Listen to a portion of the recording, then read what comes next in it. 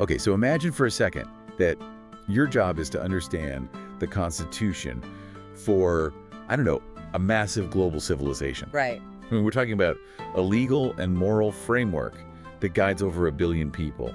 You have the main document, the Constitution itself. It's revered, it's locked in. Primary source. Yeah, exactly. But then you find out there's this other set of documents. And it's not a small thing. We're talking thousands of volumes of case law, anecdotes, memories, all collected centuries later. And here's the reality check. That second set of documents, it ends up dictating almost everything. Everything in daily life. How you wash your hands, how you pray, what you pay in taxes, even which foot you use to enter the bathroom. It gets that detailed. But here's the kicker, and this is what we're really unpacking today. There's this massive centuries-old fight over whether that second set of documents is a divine manual you absolutely need, or if it's a giant historical game of telephone that's been, maybe distorting the original message for 1,000 years. It is the ultimate tension, really. It's textual purity versus lived tradition. Welcome to the Deep Dive. Today we are tackling the Hadith, the recorded sayings, actions, and even the silent approvals of the Prophet Muhammad. And this isn't just about dusty history books. No, not at all. We are looking at the lens, the very lens through which the vast majority of Muslims view their holy text. It's arguably the central conflict in Islamic thought. On one hand, you have the traditionalist view, Sunni and Shia both, that says the Quran is the constitution, sure, but the Hadith is the case law. It's the operating manual. So without it, you can't practice the religion. That's their stance, yes. But on the other side, you have the skeptics, people often called Quranists. And they ask a pretty sharp question. A very sharp question. If the Quran itself claims to be complete and fully detailed, why do we need thousands of external reports collected centuries later to explain it? And the stakes here couldn't be higher. This is not some academic debate over tea. No. This stuff dictates criminal law, it dictates gender roles, what you can and can't eat, and all the tiny details of worship. It really shapes lives. I've been so excited to finally get into this, because you always hear terms like isnad and sahih thrown around. Today we're going to pull back the curtain on that. So let's start with the basics, the why. Why do traditionalists say we need this second source at all? If the Quran is God's literal word, why isn't it enough? Well, the primary argument is it's a structural one. Think of the Quran as providing the skeleton of the faith. Okay. It's the framework, right? The core structure. But the Hadith, that provides the flesh, the muscle, the sinus that makes it all move. So the Quran tells you the structure, but the Hadith shows you the movement. Precisely. The Quran is full of these big general commands that says, establish prayer, salah, or pay charity as zakat. These are pillars of the faith. Right. But if you only have the Quran, you hit a wall, a logistical wall, almost immediately. Nowhere in the Quran does it tell you exactly how to pray. The movements, what to say. The specific movements, the recitations, the bowing, none of it. And nowhere does it say that zakat is exactly 2.5% of your surplus wealth. That number isn't there. So if I'm a believer and I want to follow the command to pray, I open the book and I'm literary. I'm basically stuck. I know what I'm supposed to do, but not how. You're stuck. And this is why the famous jurist, Imam al-Shafi'i, way back in the 9th century, said something like, the Quran needs the Sunnah, the Prophet's example, like a text needs its commentary. So the Quran was never meant to be a standalone IKEA manual.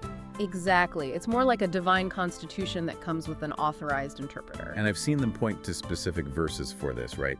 The so-called obedience clause. Yes. Quran 4.59. Obey Allah and obey the messenger. Traditional scholars argue that the word "and" is doing a lot of heavy lifting there. How so? Well, if obeying the messenger was just the same thing as obeying the Quran, why list them separately? They say this implies a separate track of authority for the Prophet's commands, independent of the Quranic text itself. Okay, I follow that logic. You have the book, and you have the teacher explaining the book. But the counter-argument is really clever. I was reading about this apple analogy that some Quran-focused thinkers use. Oh yeah, it's a great way to reframe the whole debate. It really challenges what we mean by complete. Right. So the idea is, if I ask you to bring me an apple, and I say my request is complete, and you bring me a red apple, you fulfill the request. You're done. You bring me a green apple, you're also done. Yeah. I don't need a separate 500-page manual specifying it has to be a red delicious, harvested in October, and polished twice. Their point is, if the creator wanted every single detail of the prayer locked down, he would have put it in the Quran. Since he didn't, the exact way you do it is maybe not a divine requirement, it's a flexible option. Exactly. And they cite verses like 16.89. We have explained everything in this book. So critics like, say, Rashad Khalifa argue that if details are missing, it's not a mistake, it's on purpose. They see it as a mercy. Mercy, yeah. They say the burden of all these extra rules, the 2.5%, the exact washing rituals, that was added by humans, not God, to make the religion easier. So one side says, we need the manual to function, and the other says, the manual is an unnecessary burden. And this is where it gets really, really messy for me. The timeline. The gap. The gap. I mean, if these sayings are so essential, the flesh of the religion, why weren't they written down immediately? We know the Quran was compiled pretty quickly, but the Hadith collections we use today, they're from centuries later. This is a historical puzzle, and it's a huge one. And the truth is, and this usually shocks people, the Prophet himself initially forbade people from writing down his sayings. That seems completely backward if he wanted everyone to follow him forever. It does, but there are narrations where he says, do not write anything for me except the Quran. The main fear was confusion. He didn't want his personal commentary getting mixed up with the divine text. Okay, that makes sense. You don't want the footnotes bleeding into the main text during his lifetime. Right, he wanted the Quran to be pristine, distinct. But that hesitation seems to have lasted a long time. I was reading that the early caliphs, Abu Bakr and Umar, they weren't rushing to compile everything either. Far from it. They were incredibly cautious. There are accounts that Abu Bakr, the very first caliph, collected about 500 reports and then he burned them. He burned them. Yes. He was terrified of preserving an error. He didn't want the responsibility of attributing something to the Prophet that might be slightly off. Wow. And Umar, the second caliph, he thought about it, but decided against it. He was afraid people would neglect the Quran for another book, like he saw happen in other traditions. That is incredible. The people who knew him best were afraid of creating the very thing that eventually came to be. But there's also a political angle here, especially from the Shia perspective. Right. They see it differently. Oh, absolutely. The Shia narrative is that the delay wasn't just caution, it was political suppression. They believed the early caliphate actively wanted to sideline narrations from Ali and the Prophet's family to centralize their own power. So for them, the gap is about censorship. It's political censorship, not just pious fear. Okay, so we have this almost 200-year period where this stuff is just floating around orally, maybe it's from private notes, before the big compilers show up. And that brings us to the 8th and 9th centuries, and a man named Imam Bukhari. This guy sounds like a human supercomputer. He was a titan. I mean, Imam Bukhari traveled thousands of miles, Bukhara, Mecca, Baghdad, just collecting these sayings, and the numbers are just, they're staggering. He reportedly reviewed around 600,000 narrations. 600,000. How do you even process that much data without a search function? And here's the wild part. He only included about 7,000 in his final collection, his Sahih. So he threw out over 98% of what he heard. That is a massive filter. How do you reliably filter hearsay from 200 years ago? He developed what's called Ilm al-Riyal, the science of men. It was all about the isnad, the chain of reporters. He wasn't just listening to the story, he was auditing the lineage. A told B, who told C. So he's doing background checks on people who've been dead for a century. Essentially, yes. And his rules were incredibly strict. For Bukhari, it wasn't enough for two narrators to have lived at the same time. He required proof they had physically met. Face to face. Face to face. He would scrutinize their memory, their character. If a narrator was known to have lied about something trivial, like tricking a horse with an empty feed bag, Bukhari would reject all of their religious narrations. The logic being, if you lie to an animal, you might lie about the Prophet. Exactly. There's that famous story of the Baghdad test. It sounds like something out of a movie, but it really shows his process. It's a legendary anecdote.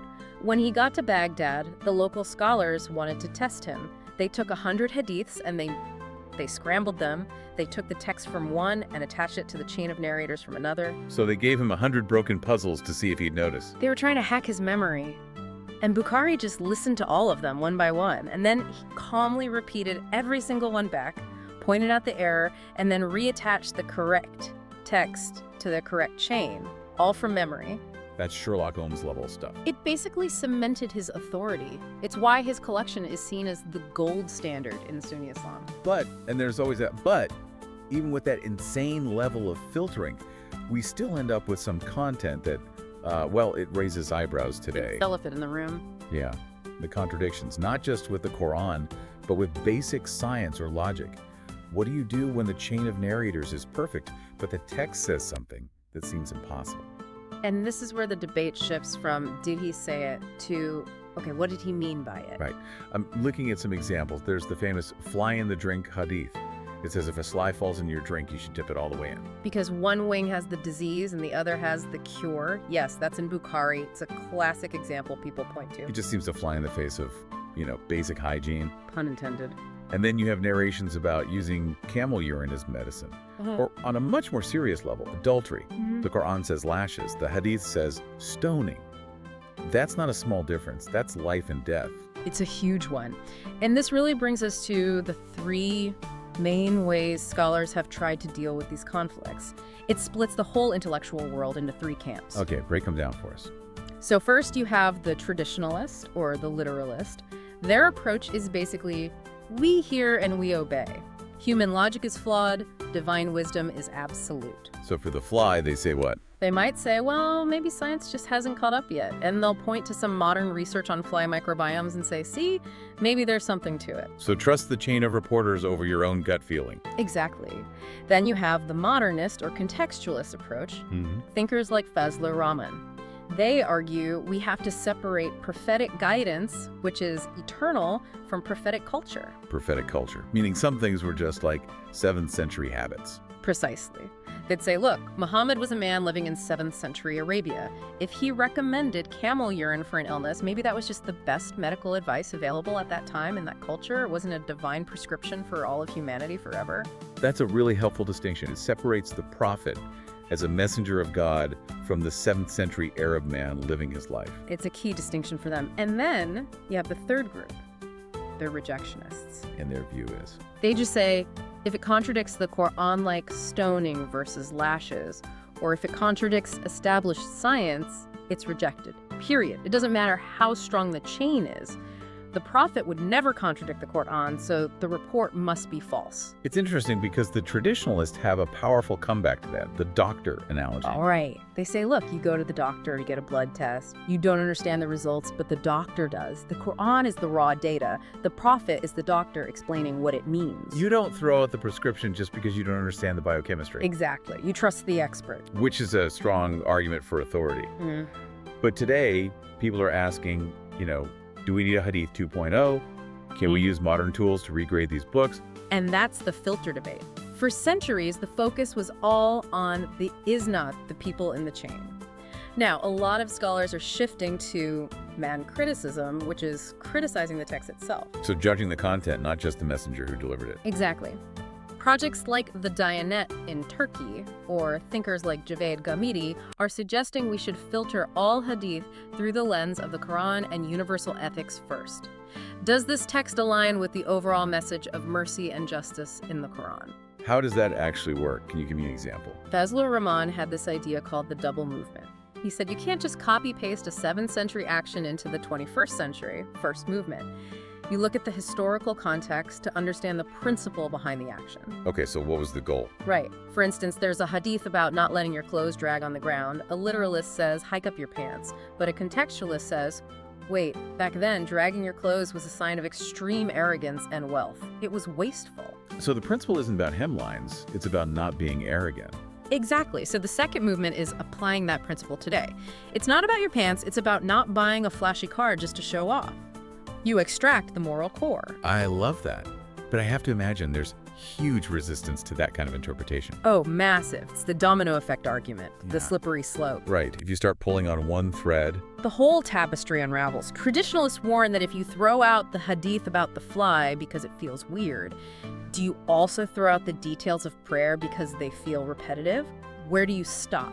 They worry the religion will just dissolve into a vague, do what feels good philosophy. While the critics say that without this reinterpretation, Islam is frozen in the 7th century, unable to adapt. It's a deadlock.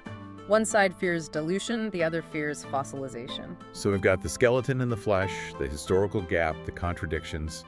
It really boils down to this fundamental tension over the soul of the tradition. Is it a rigid code, perfectly preserved? Or a living spirit that needs constant re-engagement? And that takes us right back to the beginning. The Quran gives you the why and the what. The Hadith tries to give you the how, and the tension between them is arguably what keeps the intellectual tradition alive. Before we wrap up, I want to share one last detail from our sources. It's from Numan Ali Khan, and it's about the language itself. We've talked about them as separate books, but apparently they sound completely different too. The linguistic miracle argument. It's fascinating. It is. Linguists point out that the speech patterns, the vocabulary, the whole rhythm of the Prophet's words in the Hadith are totally different from the style of the Quran. Which is used as a kind of internal proof, right? Yeah. If Muhammad was making up the Quran, his natural way of speaking, which we have in the Hadith, would bleed into it. We all have a verbal tack or a style. But they're distinct voices. One is conversational, human, instructional. The other is, well, it's Quranic. It's poetic, authoritative, completely unique. It's a powerful point. It suggests that even in his own mind, he was switching between two completely different modes. So where does this all leave us? And more importantly, where does it leave you, the listener? It leaves us with a provocative thought. Maybe all this ambiguity isn't an accident. What do you mean by that? Well, if every single detail was spelled out perfectly, if there was zero room for debate, there'd be no room for thought, for struggle, or for adaptation. Perhaps the search for certainty, this whole wrestling match with history and text, maybe that's the test of faith itself. So the ambiguity forces you to use your intellect instead of just blind imitation. That's the question it leaves us with. It ensures the religion remains a pursuit of knowledge, not just a checklist of rules. A heavy thought to end on. It seems no matter how deep you go, this dive never really hits the bottom. Thanks for joining us. Keep diving deep.